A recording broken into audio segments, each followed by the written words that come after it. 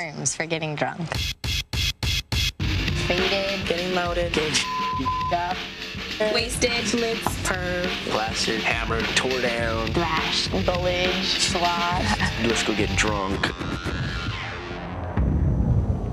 Alcohol is the #1 drug of choice for today's teenagers. Despite the legal drinking age of 21, a 16-year-old in the United States is more likely to die of an alcohol-related cause than any other. Hi, I'm Lisa Gibbons. When it comes to underage drinking, many parents seem to look the other way. What's the harm if they aren't drinking and driving? But the truth is that kids who start drinking by the age of 15 are not only more likely to have an alcohol problem later in life, they are more likely to drive drunk, commit a felony, or die from an alcohol overdose, all before reaching the age of 21.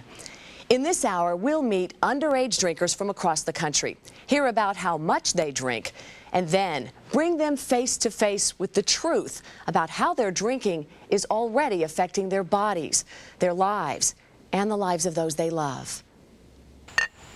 Go. My name is Chris and I'm 18. I've had plenty of competition with drinking and I've won every single one of them. Yeah. None can drip. It's the end of the school year. Chris and his buddy Brad are getting ready for their high school prom, an annual event notorious for drinking and getting drunk. Last year's prom, I drank a whole bottle of rum by myself.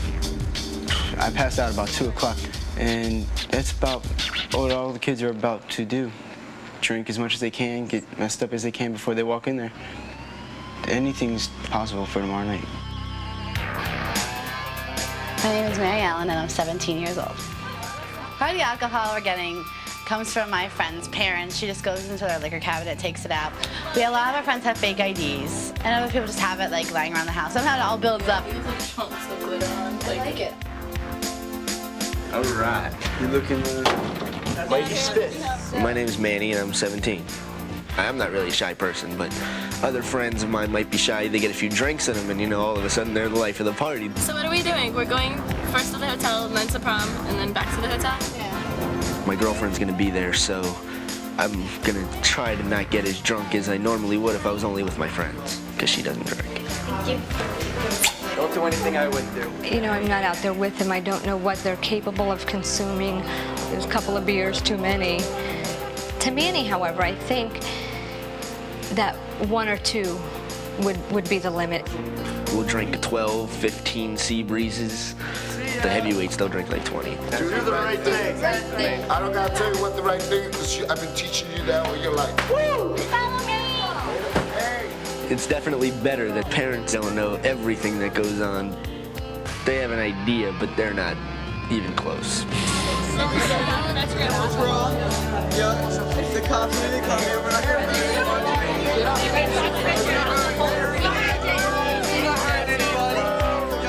I have one friend whose parents are very strict. When she does get out to go to a party, she always tries to drink a lot to get drunk. She's like, this is the one time I can get out. I want to be drunk, you know? We drank before we went upstairs in the room, and she had 7 shots of vodka, and she was like calling for her mom. And we took her to the car, and she started throwing up all over herself. And she's just laying there. She won't move. No. I've had a couple of my friends actually got taken to the hospital for alcohol poisoning. Once I almost had to. That was one time when I actually quit for like a month straight and just didn't touch a drop of alcohol. And then I started drinking again, like everybody else did. Hey, a beer a day keeps the doctor away. I'm not like addicted to alcohol. It's not something I have to have. That's just not strong at all. Something pretty bad would really have to happen to me or to someone I cared about for me to really change how I feel about underage drinking and drinking in general. How you feeling? You missed prom. You missed it. Later that evening, the group checks up on their friend who had passed out in the restaurant. You don't want another drink? I mean, there's beer. People were walking by just leaving it out. The manager came and they asked us to take her out because a lot of The manager was like, okay, we can't have this. She's dead. I didn't think we had a lot of alcohol that night. Not even enough to really. get started. Yeah. blow into this tube until I tell you to stop. 2 weeks after the prom, and sober, The teens get a chance to experience how alcohol affects their vision and coordination without actually taking a drink. One foot directly in front of the other, and your hands are at your side. Okay, hold on. First, they try walking while wearing drunk vision goggles. You think you're on the line? Do you think you're on the line? I can't even see. Next, they get behind the wheel of a specially altered car. Everything okay, Chris? How come you're taking so much road if everything's okay? The braking and steering on this Dodge Neon have been programmed to simulate the delayed reactions of an intoxicated driver. Now think of those cones in real life as being trees, mailboxes, parked cars. You know, real things that you'd be hitting, not just cones, right? Watching for pedestrians. Stop. Did. You just hit a little kid. Why did it hesitate to stop like that? That was for delayed reaction and alcohol? Now, in real life, it'd be your reaction time that would change that much, not the car. Because you wouldn't feel any change or differences. In fact, you think you're actually doing better. But that's how much your reaction time would have slowed down.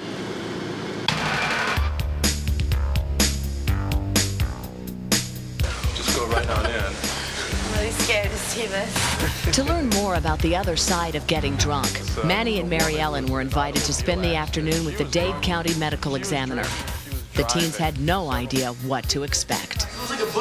Well, if you think of what it is, in many ways, that's what it is. Oh my God. This is a couple, a boyfriend, girlfriend. Two real livers. A real liver. They were in an automobile accident. He's in his mid-30s. They both are. How long ago did they? These were yesterday. Wow. And if you feel the difference, I want you to feel the difference. Because this is nice brown color. This is fatty from all the fatty buildup. This is her liver. Take your fingers and pinch it. See it's soft? Yeah. That's a normal, healthy liver. Go ahead. Stick your finger in it. Wow. Now do this to this one. Go ahead. Force your finger through. This one's hard. It's hard. How come? It's from the drinking. You get a scar in the liver. And that's part of the process of cirrhosis in an end-stage liver, which man is heading for pretty soon. Eventually, it's going to shrivel up even more, and it's going to stop functioning. You can't live without your liver. Other organs involved are your testicles, for example. The guys love this. They actually shrivel down nice and small. So is this person that had any alcohol in? She never drank? No, she doesn't drink. She was just dumb enough to get in the car with this guy who was driving. They're both dead. Leaving the livers behind, Manny and Mary Ellen find out what would happen to them if they were admitted to the emergency room for alcohol poisoning. You make it nice and tight. And then depending upon your degree of cooperation, if you're able to sit up and drink, we give you this in a cup. I don't really have I to need a drink that scissor stuff, to cut it. This is called charcoal, all right? And it will help absorb the poisons in So it's like if you alcohol. had a bagel, maybe, would that do the same thing? A bagel? Because you always hear breads and stuff. Bread, yeah. Bread absorbs alcohol. A bagel does not do the same thing. Would you like to try a taste? Yeah, taste it. Huh? Drink it. Taste it. Go ahead, come on. Okay, well, let me explain to you what we do. Does she look good? Does she look nice? Does she look pretty? There's a sink over there. Go spit. Would you like to taste some? You sure? Look at your teeth and your tongue. It stays like that for hours. Here, just put the cup down. Yeah, there's a paper. Are you kidding? No, I'm not kidding. I'm being totally serious. If a patient is totally passed out and having trouble breathing, we have to intubate them. Great. Look at this tube. That's not going to fit in my How nose. do you get it to go, With an enormous amount of force, and it's very unpleasant. Do you want to sit up? You've probably had enough laying down here like this. One of our friends on our prom night took 7 shots of vodka before she went, so we had to leave her in the car for the whole prom. So we didn't. She stayed in the car? She passed out. Did you think of calling her parents? No, parents are so strict. Her parents are so strict. We're a normal mom and dad, just like your mom and dad's. This is our son, Larry. His birthday would have been tomorrow. He'd been 28 years old. That's his prom. That was when he graduated. You know, eventually in your life, you plan to lose your mother. You plan to lose your father. You know, maybe your spouse as you get older. But you never plan to bury one of your children. And it's something that's really hard to deal with. Larry Wooten was a junior at the University of Florida. On a Monday night in 1991, he went to a bar with his friend Steve, who held the record for 22 shots of alcohol consumed in an hour. Larry decided to beat that record. On the 12th shot, he almost threw up. He was about to get sick. And, you know, we thought that was funny, of course. He kept going. He did the 23 shots, fell on the way out the door. Had to pick him up. We walked. I carried him there, kind of like carry him. He was stumbling. And we put him in the back, and we drove the car. My roommates and I decided we would put him in my bathroom. We laid him down on his side, just in case, because he'd been throwing up. When we went to bed, it was about 3 hours later. We thought we heard him snoring, but that wasn't snoring. His hands were blue. His feet were blue. You know, we called the paramedics. And I was praying, man. I was praying that he would come out of it. But when we got to Gainesville, well, that's when the reality hit, you know, because they're all crying, and they asked us to go in and see him, and he didn't want me to go in there, and I said, no, I have to do this. And I did. I went in there. That's when it hit. He was gone. And it was Aunt Judy, and she was like, how could someone have let him do this? And she said, Steve, you weren't there, were you? And that will always stick into my head. And I was like, I was sitting right next to him, paying for the stuff. But you know, when you're all partying, you don't know your limit. Easy to keep going and going. You forget, like you did when your girlfriend got sick. We just left her in the car and she was fine. But she could have easily died in the car right before prom. Because she would have had 20 shots. And we probably wouldn't even have noticed. Still left her.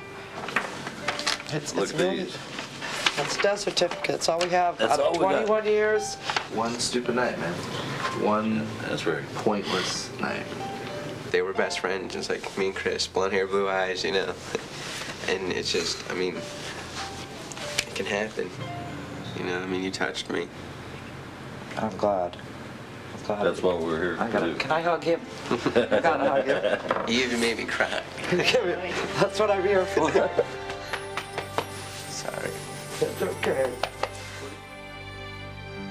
The awful news came late one night, long before the morning light. The tears, the hurt, could not compare to the way that I felt when I saw you there. I still don't know why this happened to you. My wonderful son with those eyes so blue. The hurt and the pain so deep in my chest only got worse when I laid you to rest. Son, you are safe now and in God's hands, and someday we'll see you in some other land. Alcohol kills more than 5 times the number of people killed by cocaine, heroin, and every other illegal drug combined. Next, supermodel Tyra Banks. I've chosen not to drink, first of all, because of the taste. It tastes kind of foul. I'm naturally high, can naturally have fun with my friends, and I don't need anything to put inside of me to just have a ball and go crazy. Another one of my turnoffs is guys getting all aggressive and nasty. They feel like they need this alcohol to get all loose, and then they're like, Tyra. Alcohol alters who you are, so just stay away from it. Love yourself, be yourself, because that's what's really cool. My name is Tara. I'm 17. I had my first drink when I was 13 years old. My sister probably drinks, I don't think she drinks as much as I used to. I would say I drink about 4 to 5 times a week. And when I do drink, it is to get drunk. The fun that I've had drinking and being with my friends outweighs any badness that's happened. I haven't had the bad experiences to where I'm saying I gotta stop. I gotta pull back because everything seems good right now. It's fun. I'm sure my mind is wasting away brain cells when I drink, but at what rate, I don't know. Convinced that alcohol problems are far in their future, Tara, Nathan, and their older brother Brian joined us to find out how alcohol might already be affecting their lives. More specifically, their brains. What we do here is we get three-dimensional pictures of the brain. Any guesses on which one's normal and which one's not? That's normal. Yeah, and how we can tell it's normal is there's just nice, full, smooth, even activity. This is a person that's drank a lot of alcohol through the years. She's not quite 40, but what you see is overall decreased activity, or we call it scalloping, or it actually sort of looks shriveled. With alcoholism comes a decreased ability to learn. You know, the more we learn, the more actually our brain grows, the more our brain makes connections. And when you drink, you decrease those connections and you decrease your ability to learn.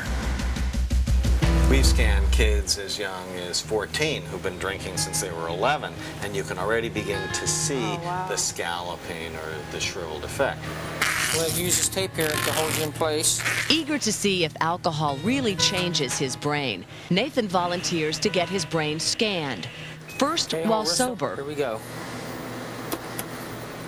And then after getting drunk.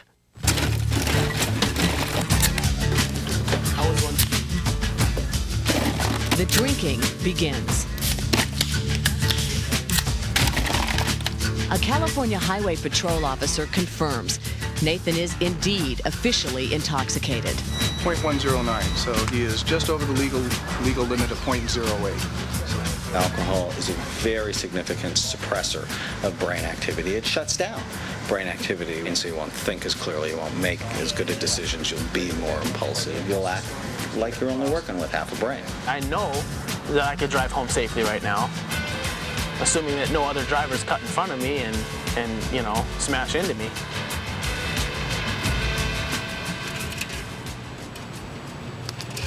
Nathan undergoes his second scan. It's now time to see if there's a difference between his sober and his intoxicated brain. Nathan's sober brain is on the left, his brain on alcohol on the right. Looks like Swiss cheese. If you look back here, here's your coordination part of your brain. You see how much smaller it is. And so even though your perception is, you can drive, no problem, you'll be the same, that part of your brain that controls that is not the same.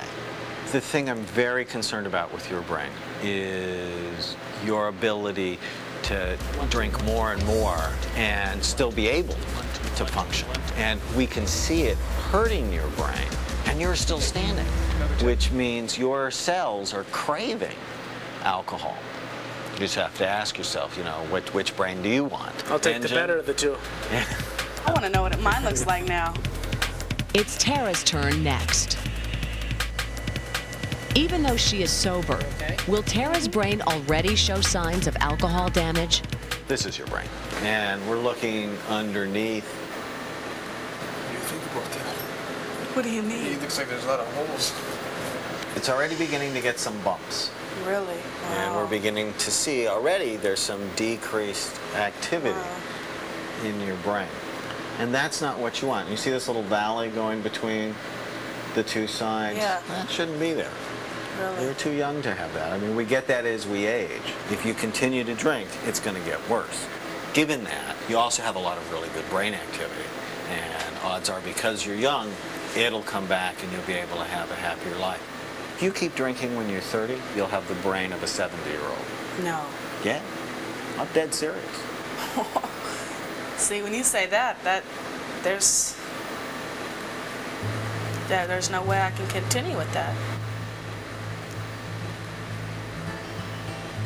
I will not have a problem quitting, you know, just to see what happens.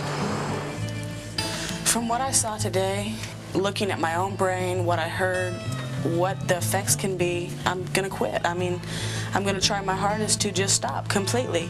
I mean, that's how we function. That's my brain. That's what's gonna keep me going and get me a career and a family and make good decisions. And it's not worth 2 hours of just goofing off and being someone else for that damage in the long run. Next, TV's Hercules, Kevin Sorbo. Drinking just to get drunk, it's one word, stupid, ugly. Don't do it. Or I'm Hercules, damn it, I'll come to your house. It's a total waste of time. You know, why can't you just be yourself? Be smart. You get one life. I mean, why do you want to waste it being wasted? Right now, drinking is fun, right? But do you really think that you'll know when it stops being fun and starts becoming a problem? The truth is, everyone who drinks runs the risk of abusing alcohol. There are at least 14 million alcoholics in America, and approximately 2 million of them are teenagers. This is one girl's story. Just to go over that one more time, you're telling me that you took your mom's car without permission, you weren't a licensed driver, and you were driving drunk. Yeah. And I hit a dog that was in the road. Did you mean to do that? No. My name's Jolene and I'm 16. I feel like I have a problem with drugs and alcohol and I can't handle myself. When I do them, if they're there, I do all that I can do. Are charges being pressed, or? No, my mom's holding back charges if I'm willing to get sober. Jolene has made the decision to get help. For the next 6 months, she will eat, sleep, work, study, and heal at a substance abuse treatment facility called Touchstones. Society itself has so many stereotypes, and certainly the wino with the brown paper bag doesn't apply to these children. Basically what we're looking for is the family life affected? Is the social life affected? Is the school life affected? We would call that an alcohol problem. I know inside of you there's a lot of pain. That takes a lot of courage to face your problems without drinking. I feel like I don't deserve anything anymore and I've had my chance, you know. I mean, I have been given so many chances. So are you gonna miss me, Maria? No, I'm not. Yes, of course. What am I gonna do every day? I thought I was having a lot of fun. I thought everything was just great and I had all these good friends, you know, who would take care of me if anything bad happened to me. Last weekend I realized, you know, people won't take care of me. That night was Saturday night. The next thing I know, it's Monday night. And I'm just thinking, like, what the heck happened? I mean, I can remember little stuff, you know? I remember walking around barefoot. And I remember having blood all over me. And I was covered in dirt. And it's not fun to be out on the streets. It was a big wake-up call for me. She's a person that has a drink, and then her body says, okay, where's more? The same as me, the same as other members of my family. I found a recovery program, and Jolene can too. Me and my sister are very close. It's pretty much been me and Jolene against the world since we were really little.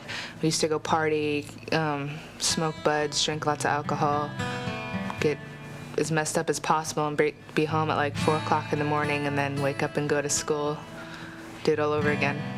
When I get like really angry, you know, or something big happens to me, it's just I always have to tell you. And it's like, I'm gonna have to deal on it on my own and stuff. I don't go out and get loaded anymore. I got to a point where I realized that I was worth it. My worst fear is that she'll just keep going down and down and down and down. And even if she decides, you know, not to kill herself, you know, she'll be dead already. And I think she's really close to that point. This first one is the admissions agreement. It says that you're entering of your own free will. Leaving her friends and her freedom behind, Jolene checks into Touchstones. So I get to go out with you guys? Oh, yeah. And or you guys just get to visit me on Sundays? Well, it depends on the phase you're on. Oh. When you get to phase 2, you'll have more privileges.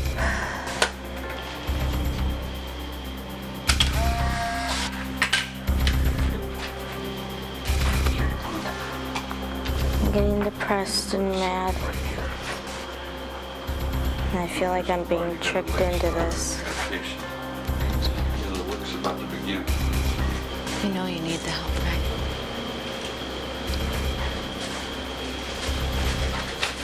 I'm not trying to trick you or get rid of you. You really need help because I don't want anything bad happening to you. Right, babe? Her motive may be just as simple as, I don't want to go to jail. Be good. Okay. It's very easy to start something new to get away from what you don't want to deal with. But if you wait for the right motive to help someone in trouble, the child will be dead. I'm Jolene. My drugs of choice were pot and alcohol. And something special about yourself? Something special about myself is that I play pool. All right. Welcome.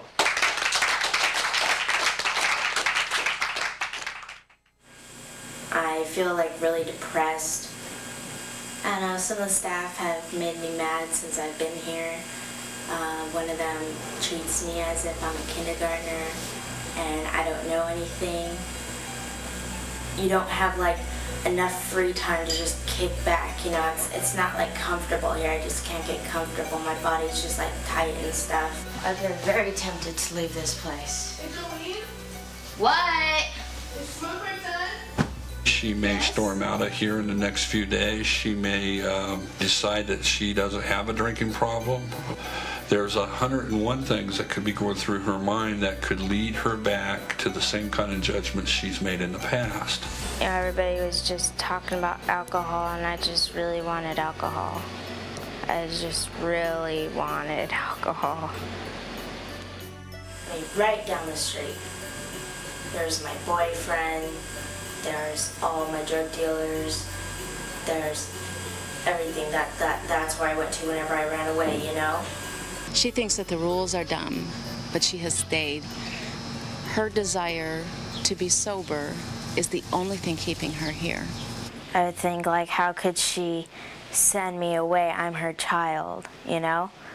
And then I would think, well, I'd understand, you know, I don't like myself either, so I shouldn't be mad at her. I don't know, all these different thoughts. Every week, Jolene and her family attend group counseling. Every time that you use the word stupid when it comes to your previous, you know, your relapses or not being able to stay clean, just tell yourself you have a disease. That's what you're learning here. Would you tell someone with diabetes that they're stupid? No. No. If it was as simple as to be smart and stay clean, there would be a lot more clean people. It's not about that. I've never met a stupid. I hope that I find a reason to stay sober, you know? I hope that I start seeing, like, the joy in life that my friends, you know, have, that I hear people sober inside Alcoholics Anonymous have. Okay, here's my month chip from AA. 30 days of sobriety. Here's my month keychain from NA, but I've been chewing on it. By the time Touchstones takes a trip to the county fair, 2 out of the 20 residents have gone AWOL. But after 31 days, Jolene remains. Last night when we went to the fair, oh my gosh, I was just like, woo! You know, and I was all just dancing to music and everything, and it was really fun last night. Well, it's funny how you keep bringing up how I don't trust myself at all. I don't trust myself at all. You didn't drink at the fair.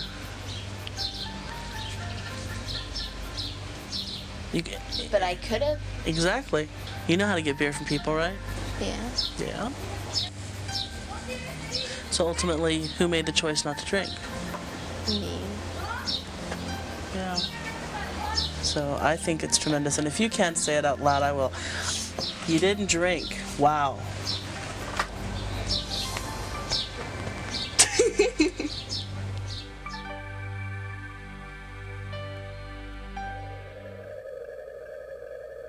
Next, heavyweight boxing champ, Evander Holyfield. In the next 30 seconds, someone in America will be injured or killed in a drunk driving accident. You probably think it could never happen to you. Think again. Even 1 or 2 drinks can be deadly behind the wheel. Why take the chance? 30 seconds up. Hope it wasn't you.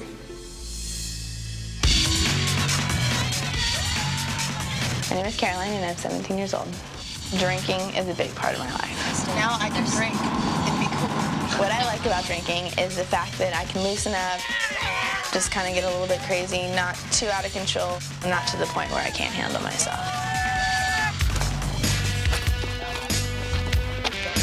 My name is Peter. I'm 15, and I had my first drink when I was 13. I like the drunkenness, like staggering around and falling down, and it's awesome. No, I don't think my parents know much. They know I do drink, but they don't know how much I can drink, I guess. I don't think Peter is drinking all the time. I think he experiments. I don't think parents know, and they're naive to the fact that their kids drink. Mom, we're tasting this. I would think it would surprise me to hear that she was drunk. My name's Chase. I've been drinking for 5 months, and I'm 15 years old. I like drinking because it makes me more personable. I usually drink about 10 beers.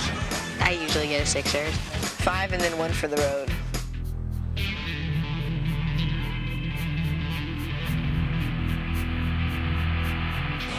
I really think that teenagers now are they're not driving if they're going to be drinking. If you really honestly think that it's all right for you to drink and drive, then by all means, it's all right for you to drink and drive, because all you can do is take care of your own self. Drunk driving is the biggest fear. If the driver's a little buzzed, and I figure, okay, he'll get me home on time and I'll be okay. So that's really what I think about, is getting home really more than who's driving. I mean, I know it could happen to me, but I just don't really care right now. It would take somebody really close to me getting injured. I think that would be a reality check for me. San Diego, California, August 2nd, 1996. 3 young men choose to get into a car after drinking. Tragically, the driver is the only one who survives. The parents of the passengers are left to grieve. I'm Craig's mom. Craig was 19 when he was killed. And you fellas remind me of my son. He wore the pants just like that. Still in prison, the driver of the car agrees to meet with our teens. What's up? Hey. My name's Graham. Story. I guess to tell you why I'm here. I'm here for 2 counts of vehicular manslaughter for driving under the influence. Craig was involved in an automobile crash.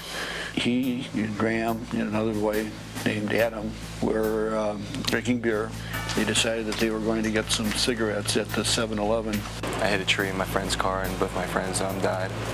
My son was killed on impact.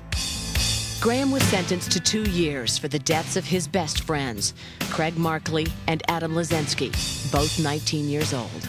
I was just pretty much every normal kid growing up and going out on the weekends, and because of an irrational and unresponsible decision, I've changed the lives of other people.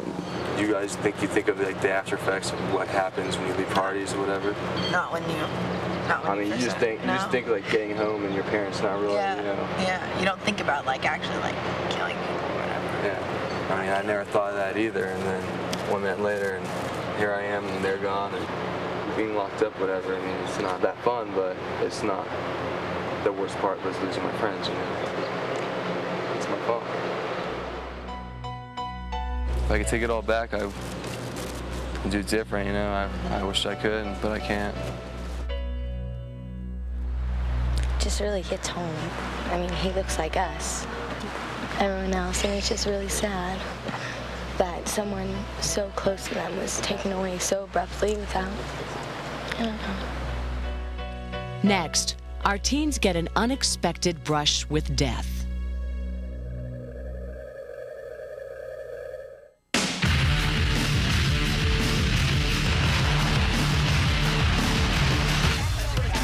With the help of the San Diego Police Department, we came up with a shocking way for our teenagers to experience firsthand what drinking and driving is really about. They have no idea what's going to happen to them. This particular one here came in early this morning. This morning? Yeah. 4 local teenagers were coming home from an all-night graduation party. There was alcohol involved. The driver was going a little too fast, lost control, went off the road and smacked into a tree. We're not sure the outcome of the kids right now, but we understand it was, well, as you can tell, the crash was really bad. One of them was a 17-year-old girl by the name of Angela Mongrello. a 15-year-old boy by the name of Peter Vitale, a 15-year-old boy by the name of Chase Edwards, and a 17-year-old girl by the name of Caroline Flattery. After learning that they were the victims of the fatal drunk driving crash, the teens traveled to the police department to learn more. It was scary because on the inside it looked like one of our cars because like the gum and like the CD and stuff. There's a body bag in the car. I know, that means somebody died. I just hope I wasn't driving. I know, me too. Because then you're responsible for it. Yeah, responsible for killing your friends. I'd rather have myself die than have anybody else kill the car. Me. Yeah. The driver never dies. To make this experience as real as possible, the teenagers' own parents agreed to help us. What I'm going to show you here is a videotape that shows what goes on after an accident, some of the things that people don't realize. That's my house. Hello, Mr. Edwards. Well, I have some bad news for you. Early this morning, there was a car accident involving 4 teenagers. Unfortunately, your son Chase was one of the passengers in the car. We suspect that alcohol was involved. Mr. Edwards, I'm sorry, but your son was killed in this accident. Somebody from the coroner's office will be contacting you, and both will have to go down and identify the body.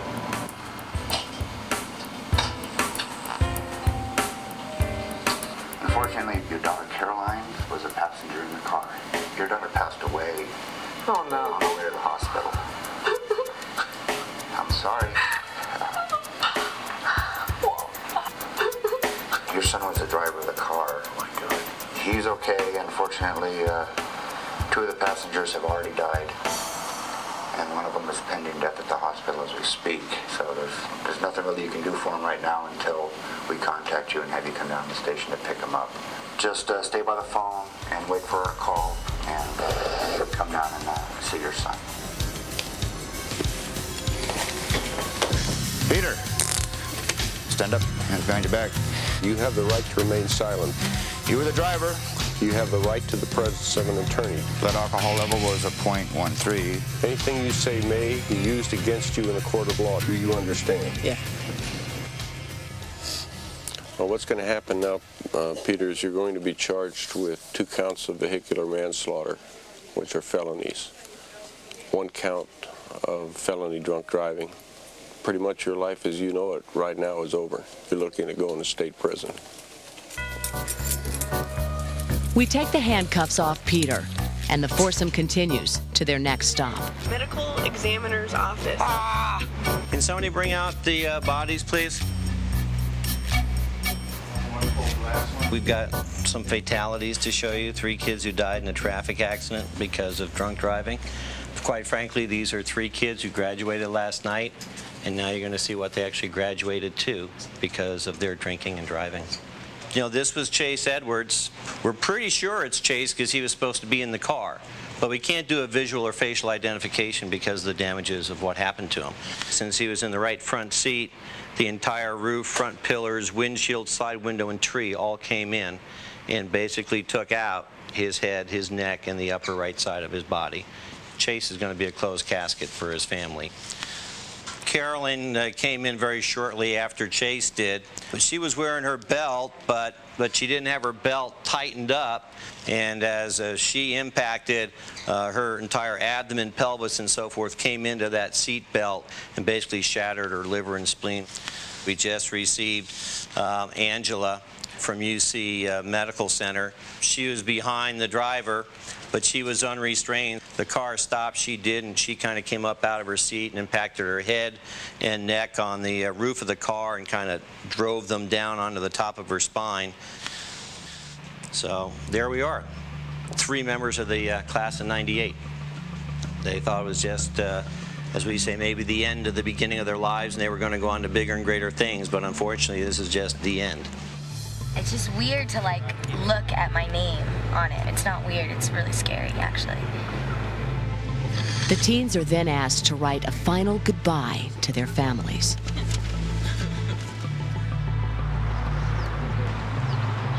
There is one more stop on our journey. Those are my parents. Oh, my parents. Oh, are you kidding me? Those 4 chairs are yours, you guys, okay? So we say if you can just come and walk over to those. We are gathered here to pay our last respects to 3 young adults whose life were tragically taken from us: Angela, Chase, and Caroline. And I know at this time some of you parents have something you would like to read. Dearest Caroline, we miss you so very much. Why did you have to go? I know.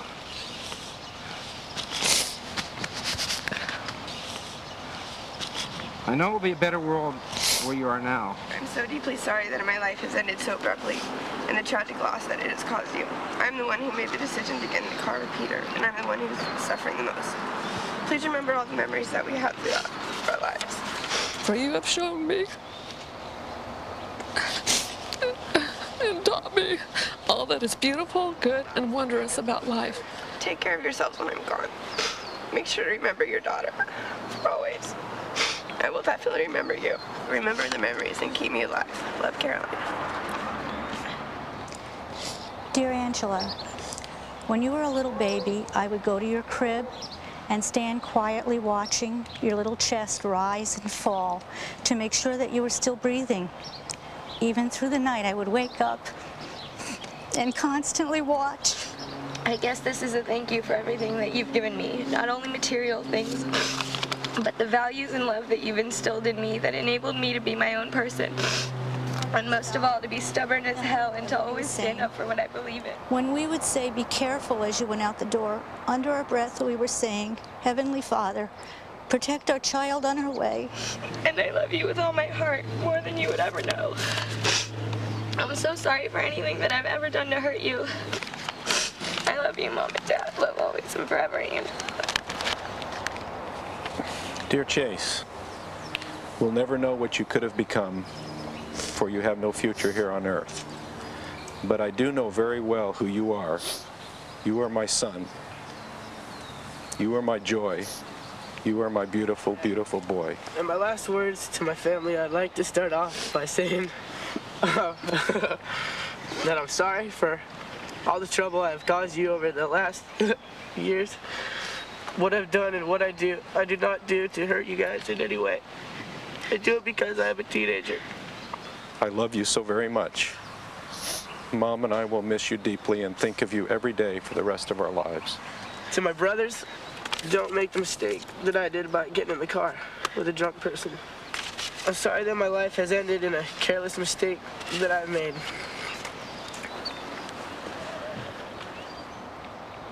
Overcome with emotion, neither Peter nor his mother are able to read their last words to each other.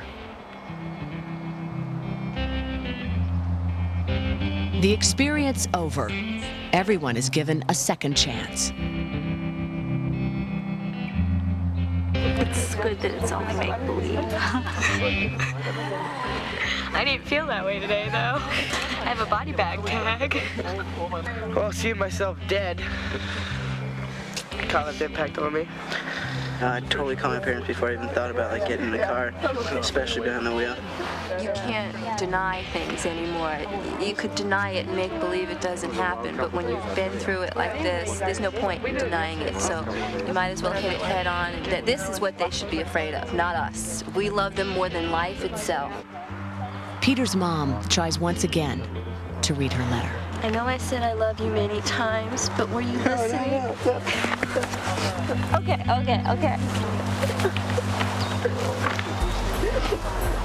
I just didn't even expect my parents to talk about how since I was little and how they worry every time I go out. I even knew that they did, but it never really hit home until now, and I never really realized it. You know, it's rehearsed a lot, in my family, I'm sure in everybody else's feelings, that you're not supposed to drink and drive, and you're not supposed to do this, and you're not supposed to do that. And it's just we did it, it's there. Alcohol-related car crashes are the #1 killer of teenagers. The truth about drinking will return in a moment. The truth about drinking is that it's illegal if you're under the age of 21. But 75% of teenagers admit they can buy their own alcohol. Of the teens you've met this hour, all have decided to rethink their drinking. Some have decided to drink less, and others have made the pledge to quit drinking alcohol completely. So, the next time you want to get wasted, plastered, thrashed, or faded, remember the truth about drinking. In the next 24 hours, 10,000 teenagers will gamble with their lives and try alcohol for the first time. Some will become dependent on it, some will die from it, and some will cause others to die. As a teenager, the worst thing you can do is ignore the truth. As a parent, the worst thing you can do is to do nothing. If you need help or would like to learn more about alcohol or alcohol abuse, contact the Substance Abuse and Mental Health Hotline, 1-800-729-6686. Or visit our website at www.teenissues.com.